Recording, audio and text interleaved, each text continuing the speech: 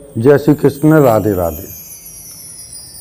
एक समय की बात है कि एक ऐसा चोर हुआ करता था कि जो भक्ति करता था, भजन करता था, पठन पाठन और तब भी करता था,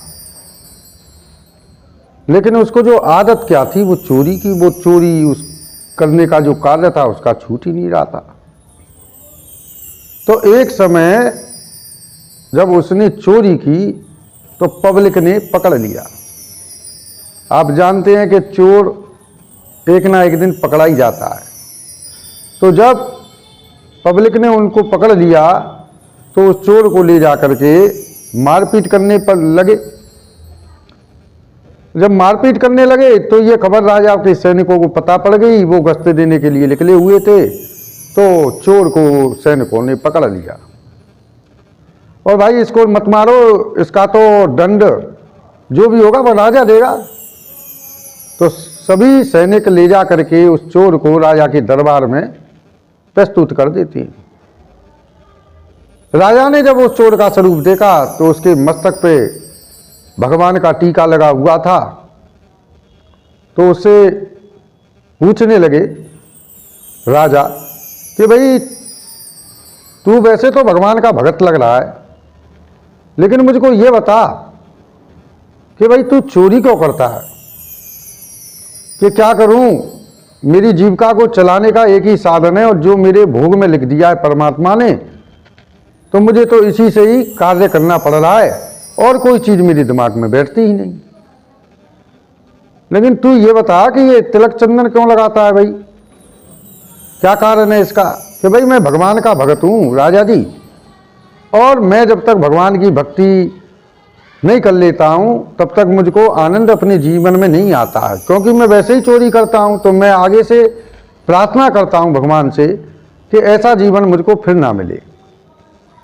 और जहां कहीं भी सत्संग होता है उस सत्संग का लाभ मैं अवश्य उठाता हूं और उस सत्संग का ही ये परिणाम है कि आज मेरे अंदर भक्ति जो है अटूट है और मैं भगवान को नहीं छोड़ सकता, एक बार को इस चोरी को छोड़ सकता हूं।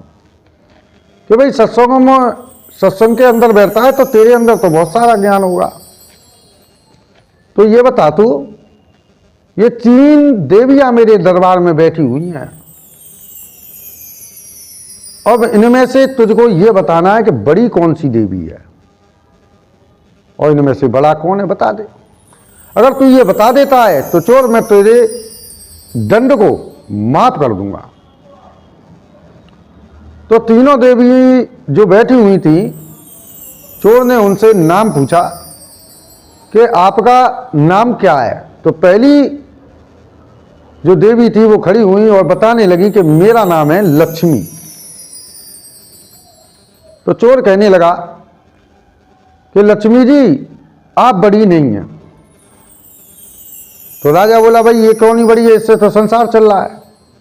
कि ये बड़ी इसलिए नहीं है कि अगर आज मैं इसके चक्कर में चोरी नहीं करता, लक्ष्मी को पाने के लिए चोरी नहीं करता, तो आज मैं पब्लिक से ना तो पिटता और ना आपके दरबार में मैं बैठा हुआ होता। दूसरी से पूछा भाई तेरा क्या नाम है? दूसरी बोली कि मेरा नाम है बुद्धि। कि बुद्धि बड़ी तू भी नहीं है,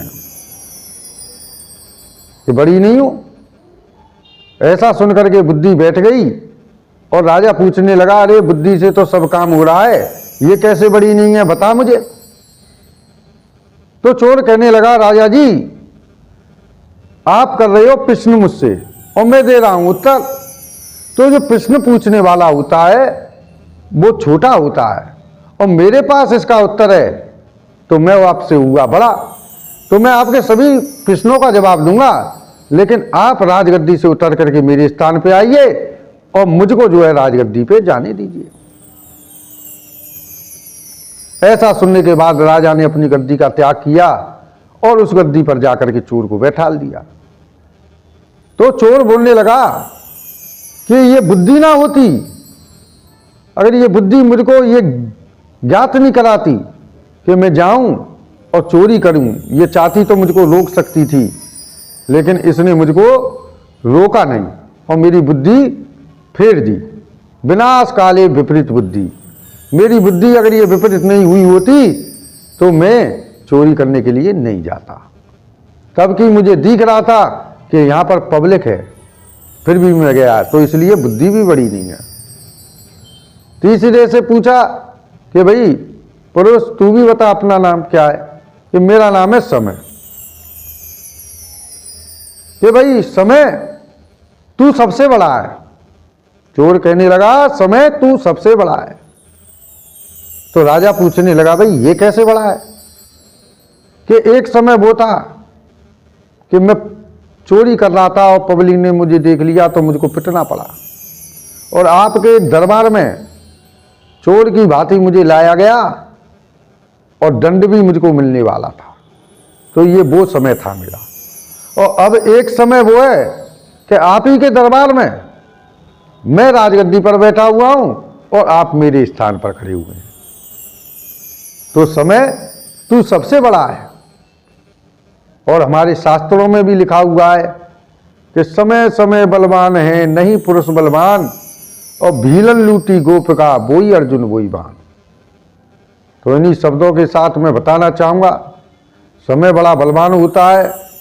अगर हमारा भोग जागृत होता है तो हमारी बुद्धि, लक्ष्मी और सारी शक्तियाँ नष्ट हो जाती हैं।